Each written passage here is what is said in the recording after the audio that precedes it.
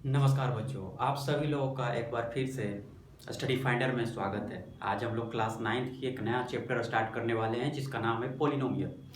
बहुत ही interesting chapter है और बहुत ही अच्छा चैप्टर है। ये ध्यान से पढ़ना, अच्छे तरीके से पढ़ना, अच्छी नोट्स बनाना, क्योंकि ये चैप्टर आपका क्लास 10th में भी काम करेगा। और वो भी आपके एग्ज़ाम के लिए क्लास 10 में जब एग्ज़ाम दोगे तो वहाँ भी 3 से 4 क्वेश्चन आपको एग्ज़ाम में देखने को मिलेगा। तो आइए समझते हैं आज पोलिनोमियल क्या है। पोलिनोमियल जानने से पहले आपको कुछ टर्म्स को जानना पड़ेगा। पोलिनोमियल की डिफिनीशन जानने से पहले कुछ टर्म्स को आप जानो कि पोलिनोमियल में हम लोग यूज क्या क्या करते हैं, ठीक है ना। पहले इसको आप जानो कांस्टेंट। कांस्टेंट कांस्टेंट किसको बोलते हैं बच्चा? कांस्टेंट फिक्स्ड वैल्यू को फिक्स्ड वैल्यू को हम लोग कांस्टेंट बोलते हैं, ठीक है ना। फिक्स्ड वैल्यू को कांस्टेंट बोलते हैं, जो कि अगर एग्जांपल में आप देखो तो 2, 3, 4, 5 ये सब क्या है? कांस्टेंट है, ठीक है ना। कांस्टेंट है, ठीक है। ये सब कांस्टेंट हो गया।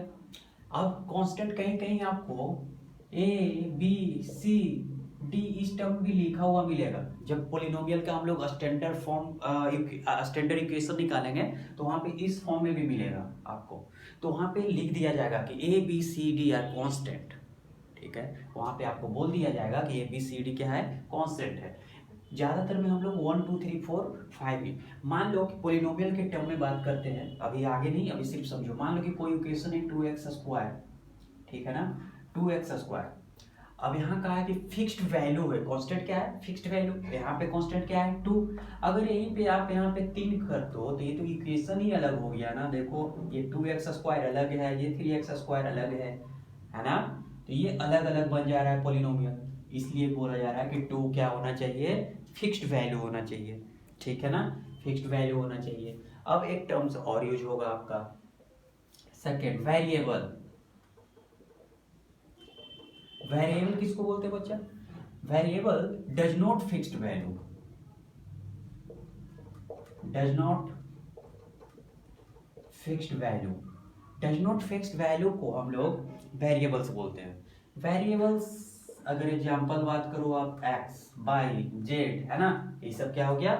वेरिएबल्स हो गया। तो इसका वैल्यू फिक्स्ड नहीं होता है। जैसे आप एक क्वेश्चन मान लो आपकी 3 + x = 3 + x है इक्वल टू 6। ये मान लो कि एक पोलिनोमियल है ना। अभी आप किस तरह से पोलिनोमियल हम बताएंगे, कौन सा टाइप का पोलिनोमियल है वो भी चर्चा करेंगे हम लोग। मान लो एग्जांपल के रूप में हम बता रहे हैं 3 + x एक पोलिनोमियल है। तो ये पोलिनोमियल है, तो x के जगह आप y कर दो, z कर दो, या फिर कुछ भी लिख सकते हो। 3x + y + a। Value change नहीं होगा, वैल्यू चेंज नहीं होगा। लेकिन यहाँ क्या होगा? अगर 3 को 2 कर देते तो वैल्यू ही चेंज हो जा रहा है, लेकिन यहाँ कोई फर्क नहीं पड़ रहा है। तो ये हो गया डज नॉट फिक्स्ड वैल्यू को हम लोग वेरिएबल बोलते हैं, कांस्टेंट फिक्स्ड वैल्यू को हम लोग कांस्टेंट बोलते हैं। अब एक टर्म और समझो आप, थर्ड टर्म्स। टर्म्स को समझो। टर्म्स वैसे टर्म उसे हम लोग बोलते हैं जो कि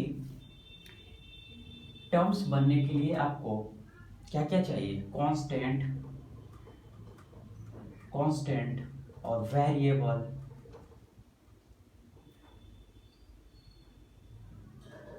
वेरिएबल और इस पे पावर होना चाहिए। या पावर में दे दो आप क्या, नेचुरल नंबर दे दो, नेचुरल नंबर। होल नंबर भी दे दो, होल नंबर भी चलेगा क्योंकि जीरो भी हो सकता है। होल नंबर दे दो। होल नंबर कहने का मतलब 0 1 2 3 4 5 ये सब क्या हो सकता है? होल नंबर में आप दे सकते हो, ठीक है ना। होल नंबर में दे सकते हो। अच्छा, कांस्टेंट। कांस्टेंट हम लोग पढ़ चुके हैं क्या? देखो यहाँ 2 3 कांस्टेंट की जगह 2 रखो, एग्जांपल की बात करो तो। वेरिएबल की जगह आप कुछ भी रख दो x। और पावर में वेरिएबल पे पावर क्या होना चाहिए? Whole number. होल नंबर में आप 1 दे दो, 2 दे दो, कुछ भी सब दे सकते हो। 3x पे पावर 4 दे सकते हो, 5x पे पावर 6 दे सकते हो, है ना। तो ये जो एक बन गया, ये इसी को हम लोग बोलते हैं टर्म्स। अगर आपको इक्वेशन में पूछे 2x + 6x + 5, इसमें नंबर ऑफ टर्म्स कितना है? तो 1 2 और 3। इसमें नंबर ऑफ टर्म्स कितना हो गया, 3 हो गया। इस हिसाब से हम लोग देखेंगे, ठीक है। अब आते हैं पोलिनोमियल पे, पोलिनोमियल पे आते हैं। इसको इतना नोट करो, आप इतना नोट करो। अब पोलिनोमियल को हम लोग पढ़ेंगे, अच्छी तरह से समझो, क्योंकि सारा ये सब चीज आपका यूज होने वाला है क्लास 10th में, ठीक है ना। पोलिनोमियल, अब फोर्थ टर्म आपका क्या मिल गया, पोलिनोमियल। पोलिनोमियल अब यहाँ का देखो बच्चा, आपके बुक में डिफिनीशन कुछ और होगा, कहीं और डिफिनीशन अलग मिलेगा। आप अपने मन से भी डिफिनीशन निकाल सकते हो, लेकिन हम जो यहाँ बता रहे हैं एकदम इससे रिलेटेड डिफिनीशन बता रहा हूँ। अब इससे रिलेटेड डिफिनीशन ही आपको अच्छी तरह से भी समझ में आएगा। यहाँ लिखो सम और डिफरेंस, डिफरेंस सम या डिफरेंस कर दो of all the number of terms, है ना। आपके पास जितना भी नंबर ऑफ टर्म्स है, ये जो सब क्या हो गया, टर्म्स हो गया। आप नंबर ऑफ टर्म्स को ऐड कर दो, सब्ट्रैक्ट कर दो, तो वो क्या मिल जाएगा आपका, एक पोलिनोमियल बना लेगा, एक पोलिनोमियल बना लेगा। एग्जाम्पल के रूप में आप एक टर्म्स आपको 3x² मिल गया, एक और टर्म्स दिया है जो 3x के टर्म में दिया है, x7 दिया है, ये भी टर्म्स है, ये भी टर्म्स है। यानी प्लस का ये जो पूरा वाला पार्ट हो गया था, ये नंबर ऑफ टर्म्स हो गया, ये अलग टर्म्स हो गए, ये फर्स्ट, सेकेंड और थर्ड। पूछेगा कितना टर्म्स है, तो इसमें 3 टर्म्स है। तो ये अब तीनों को हम क्या बोले, सम या डिफरेंस कर दो। तो देखो ये तीनों को सम कर दो, 3x² प्लस 3x प्लस 7, तो ये बन गया पोलिनोमियल, ठीक है ना। या 3x² माइनस भी कर सकते हो, -7 कर दो, तो ये भी बन गया एक पोलिनोमियल। कुछ भी कर सकते हो, सम मल्टीप्लाई नहीं कर सकते हो, सिर्फ सम या तो डिफरेंस करो, उसको हम लोग पोलिनोमियल बोलते हैं बच्चा, ठीक है ना। इसको हम लोग पोलिनोमियल बोलते हैं, ठीक है। अब पोलिनोमियल में इसमें आप एक चीज ध्यान दो कि पोलिनोमियल क्या, यहाँ एक स्टैंडर्ड फॉर्म भी इसका पढ़ते हैं, स्टैंडर्ड फॉर्म। अगर पोलिनोमियल में स्टैंडर्ड फॉर्म की बात करता है ना, स्टैंडर्ड फॉर्म भी इसका होता है ना। तो इसको आप क्वाड्रेटिक के रूप में देखो, हम ये सब चर्चा करेंगे बाद में, अभी इस पर डिटेल में पढ़ेंगे। तो इस तरह से भी ax² plus bx plus c हो सकता है। यहाँ पे आपको a b c क्या हो गया, कांस्टेंट हो गया। तो यहाँ लिख दो a b c क्या है, इसी का एक एग्जांपल यहाँ सेट कर रहा है, 3x² प्लस 5x प्लस 6, है ना। तो यहाँ जो मिल गया आपका देखो 3, 5 और 6, ये क्या मिल गया आपका, कांस्टेंट, है ना। ये सब क्या मिल गया आपका, कांस्टेंट, स्पेलिंग देख लेना, कांस्टेंट। x क्या मिल गया, x क्या मिल गया, वेरिएबल, है ना, वेरिएबल, इसको वेरिएबल हो गया। ये सब नोट अच्छे से करना। ये जो पूरा टर्म्स हो गया, इसको हम लोग क्या बोलेंगे, इसको और इसको, ये तीनों को अलग अलग, इसको हम लोग ही बोलते, इसी को ना बोलते हैं टर्म्स, है ना। ये 1 टर्म्स, 2 टर्म्स, 3 टर्म्स, और जब ये टोटल को मिला दो आप, तो ये बन गया पोलिनोमियल, है ना। टोटल को जब यूज करोगे तो पोलिनोमियल दे देगा, 3, 5, 6 करोगे तो कांस्टेंट दे दिया, 3x² और 3। हाँ, इसी में एक चीज और पढ़ेंगे हम लोग, इसी में एक चीज और नोट कर लो, इसी में आप नोट करो क्या, कोफिशिएंट।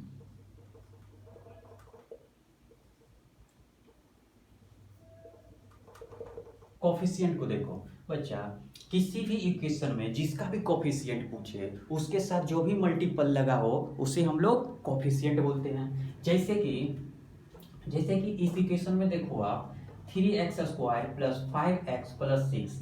अब इसमें से आपसे पूछेगा कि x² का कोफिशिएंट क्या है, तो x² का कोफिशिएंट 3 हो गया, ठीक है ना। अगर यहाँ माइनस होता तो आपसे पूछता कि x का कोफिशिएंट क्या हो गया, तो -5 हो गया, है ना, -5 हो गया। आप इस तरह से नोट कर सकते हो, बना सकते हो, है ना। तो कोफिशिएंट, अगर इसका पूछा कोफिशिएंट, तो इसके साथ जो भी मल्टीपल में लगा रहेगा वो कोफिशिएंट बन जाएगा। एक्स का पूछ लिया तो इसके साथ जो भी मल्टीपल में, उसको हम लोग कोफिशिएंट बोलते हैं, ठीक है ना। उसको हम लोग कोफिशिएंट बोलते हैं। चलो आगे बढ़ते हैं, हम लोग आगे बढ़ते हैं। अब हम लोग थोड़ा सा जानेंगे डिग्री के बारे में। What is degree? डिग्री है तो डिग्री देखो, ये सब अच्छी तरह से नोट करो।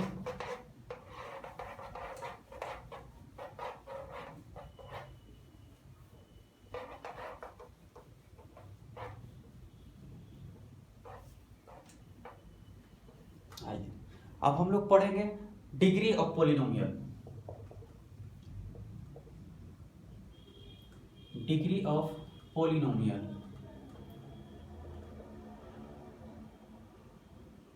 पोलिनोमियल। तो डिग्री ऑफ पोलिनोमियल किसे बोलते हैं बच्चा? Degree of polynomial the highest power of, लिख दो यहां,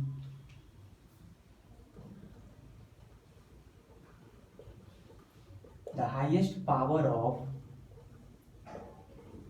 ऑफ किस पे? वेरिएबल्स पे।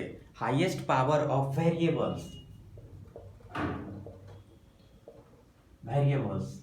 जिस पर वेरिएबल्स पे जो हाईएस्ट पावर होता है उसी को हम लोग क्या बोलते हैं? Degree of polynomial. जैसे आपको एग्जांपल में आपको पूछ दिया जाए 3x² + 5x + 6, है ना, 3x² 5x + 6, तो इसका पूछे आपका डिग्री कितना है तो 2, मैक्सिमम देखो 2 है, इस पे 1 है, इस पे 0 है, 0 है, तो यहाँ पे मैक्सिमम 2। अगर आपसे पूछते 3x पे पावर 9 + 6x पे पावर स्क्वायर + 3x क्या होगा? इसका डिग्री क्या दे देगा?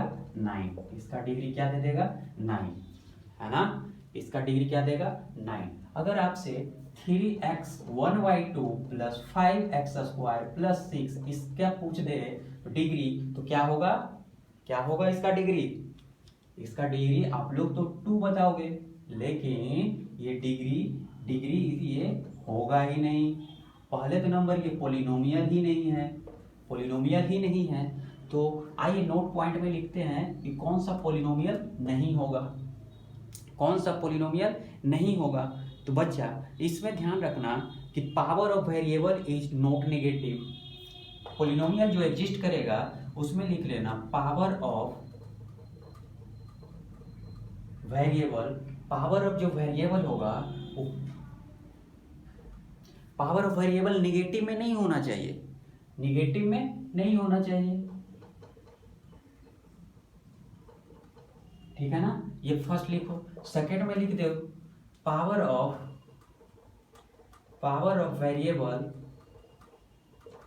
वेरिएबल इज नॉट फ्रैक्शन, है ना, फ्रैक्शन में भी नहीं होना चाहिए, ठीक है ना, फ्रैक्शन नहीं होना चाहिए। ये 2 पॉइंट नोट करो। इससे इस तरह से जैसे दे दे आपको एग्जांपल में देख लो 3x पे पावर 1/2 + 5x² + 6 = 0, तो ये पोलिनोमियल है ही नहीं। कि देखो यहाँ क्या मिल गया? फ्रैक्शन मिल गया, तो ये भी नहीं होगा पोलिनोमियल। अगर मान लो कि 3x पे पावर -6 + 5x + 6 दे दे, तब इसका क्या होगा? तो ये पोलिनोमियल होगा नहीं, क्योंकि ये माइनस में है। पोलिनोमियल वो होगा ना तो उसमें पावर में फ्रैक्शन होना चाहिए, ना तो उसमें फ्रैक्शन भी नहीं होना चाहिए, नेगेटिव भी नहीं होना चाहिए, तो उसको हम लोग बोलेंगे पोलिनोमियल नहीं होगा। अब समझ जाओगे, डिग्री निकल जाएगा आप लोग से किसका डिग्री होगा। पहले तो डिग्री निकालने से पहले ये देखो कि पोलिनोमियल एग्जिस्ट है या नहीं है, फिर उसके बाद हम लोग चेक करेंगे कि क्या वो कितना डिग्री है उस पर, यानी मैक्सिमम पर उस पर कितना पावर है।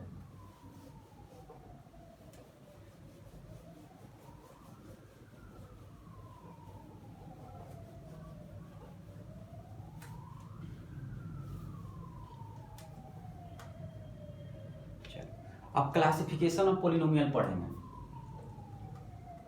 Classification of polynomial. Classification of polynomial को 2 टाइप से हम लोग बांटते हैं। पहला इसमें का 2 टाइप से, पहला हो गया इसका ऑन द बेसिस ऑफ किसका?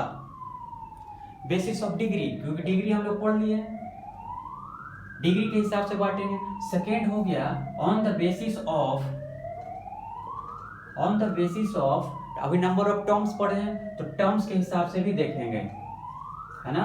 तो पहला हो गया on the basis of degree और सेकेंड हो गया on the basis of terms में, ठीक है ना बच्चा, बेसिस ऑफ टर्म्स के हिसाब से देखेंगे। अब देखो यहाँ on the basis,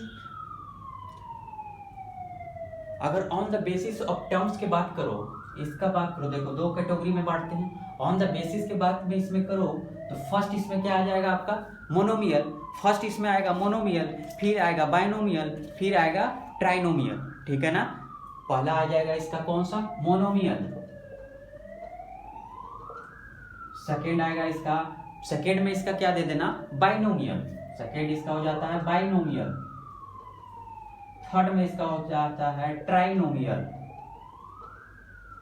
trinomial, trinomial, monomial, binomial और ट्राइनोमियल। अच्छा, बाइनोमियल किसको बोलते हैं, बाइनोमियल जिसमें नंबर ऑफ टर्म्स वन हो, नंबर ऑफ टर्म्स वन हो उसको हम लोग क्या बोलेंगे मोनोमियल, है ना।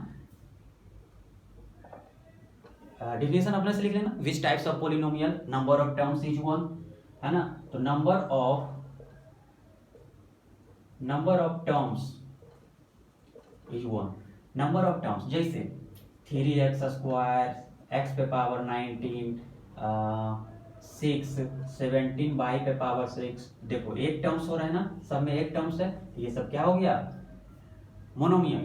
बाइनोमियल में क्या हो गया नंबर ऑफ टू टर्म्स जैसे 2x + 5, 2x + 5 दो टर्म्स है, ये हो गया 3x² + 6, ये हो गया x पे पावर 6 + 6x, ये हो गया, है ना, जिसमें दो हो गया बाइनोमियल, बाई का मतलब दो तो दो टर्म्स, मोनो का मतलब वन तो वन टर्म्स, ट्राई का मतलब तीन तो इसमें हो गया तीन टर्म्स, थ्री टर्म्स होना चाहिए, इसमें थ्री टर्म्स होना चाहिए, जैसे x² + 6x + 5, ये हो गया आपका, है ना। मोनोमियल किसको वन टर्म्स, बाइनोमियल किसको दो टर्म्स और ट्राइनोमियल किसको थ्री टर्म्स होना चाहिए, ठीक है ना। अब इसको देखते हैं ऑन द बेसिस ऑफ किसका पढ़ेंगे हम लोग, on the basis of degree के हिसाब से, डिग्री के हिसाब से देखेंगे। तो इसमें जो फर्स्ट आता है बच्चा, फर्स्ट इसमें आएगा आपका कांस्टेंट, कांस्टेंट जब आएगा तो इसमें देख लेना नंबर ऑफ, सॉरी इसका जो डिग्री होगा, डिग्री 0 होगा, है ना, इसका डिग्री क्या मिलेगा डिग्री 0 मिलेगा। अब पोलिनोमियल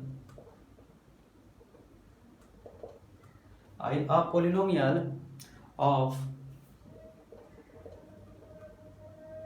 डिग्री 0, है ना, जिसका डिग्री 0 होता है। तो एग्जांपल में आप इसको सेट कर लो, जो भी कांस्टेंट पार्ट होता है 7 6 5, देखो यहाँ इसका यहाँ ये तो पोलिनोमियल है लेकिन इस पर पावर क्या है 0 है, यानी कि 0 हो गया, तो इसका हो गया कांस्टेंट, उसको हम लोग कांस्टेंट बोलते हैं, वो हो गया पोलिनोमियल, उसको बोलते हैं। अब सेकेंड इसका क्या होगा, अगर सेकेंड की बात करें तो सेकेंड बात करो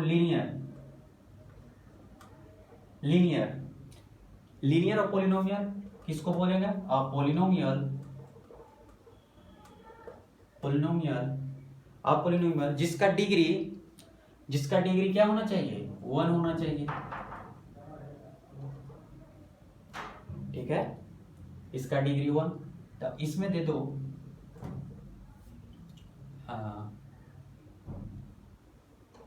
3x + 5 6x + 7, है ना, इसका डिग्री क्या हो गया, देखो इसका 1 है तो 1 हो गया, है ना। इसका स्टैंडर्ड इक्वेशन की बात करो, स्टैंडर्ड फॉर्म की बात करो तो आप कर सकते हो ax + b = 0, है ना, ax + b = 0, इसमें a नॉट इक्वल टू 0 होना चाहिए, ये याद रखना, a कभी 0 नहीं होना चाहिए। अब देखो ना, आप डिग्री 1 होना चाहिए, अब इसके साथ ही 0 मल्टीप्लाई कर दोगे तो इस पर आ जाएगा, ये कांस्टेंट बन जाएगा, तो इसलिए 0 नहीं होना चाहिए। चलो अब आ जाओ थर्ड में हम लोग पढ़ेंगे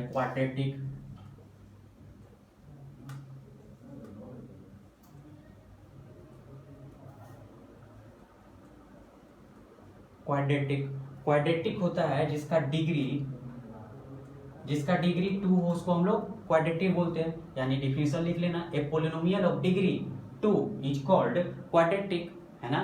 क्वाड्रेटिक की बात करें तो एग्जांपल में क्या लिख सकते हो आप, 3x² plus 6x plus 5, 3x² plus 6x plus 5, है ना, 3x² प्लस 6x प्लस 5। अब इसका स्टैंडर्ड फॉर्म की बात करो, देखो इसका डिग्री क्या हो गया, 2 मिल गया, तो ये हो गया क्वाड्रेटिक पोलिनोमियल। इसका स्टैंडर्ड इक्वेशन आप लिख सकते हो, ax² plus bx plus c, है ना, 2 हो गया, तो ये हो गया स्टैंडर्ड फॉर्म में इक्वेशन। यहाँ पे बच्चा a नॉट इक्वल टू 0 हो जाना चाहिए। a नॉट इक्वल टू 0 तभी जिसका पूछ रहा है, जिसका डिग्री हाईएस्ट पूछ रहा है 2, 3, तो वो a उसके साथ 0 यानी 0 नहीं होना चाहिए। चलो लास्ट देखते हैं इसका cubic polynomial. Cubic polynomial, cubic polynomial किसको बोलेगा बच्चा, क्यूबिक पोलिनोमियल किसको बोलेगा, जिसका डिग्री या पोलिनोमियल ऑफ डिग्री 3, जिसका भी डिग्री क्या होना चाहिए, 3 हो जाना चाहिए, उसको हम लोग बोलते हैं क्यूबिक पोलिनोमियल। जैसे ax³ plus bx² plus cx plus d, ये हो गया स्टैंडर्ड इक्वेशन इसका। और इक्वेशन की बात करें, इसी का एग्जांपल सेट करो तो 3x³ plus 6x² plus 5x plus 6 equal to 0, ये भी इक्वेशन आप दे सकते हो। हाँ, इसमें क्या होना चाहिए, a नॉट इक्वल टू 0 होना चाहिए, इसमें भी a नॉट इक्वल टू 0 होना चाहिए। आप देख लो, चेक कर लो, है ना, आप चेक कर लो, देखो दिख नहीं रहा है ना, चलो मैं यहाँ लिख देता हूँ,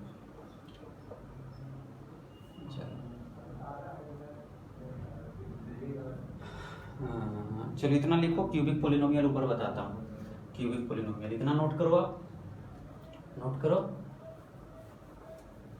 इसको नोट करो।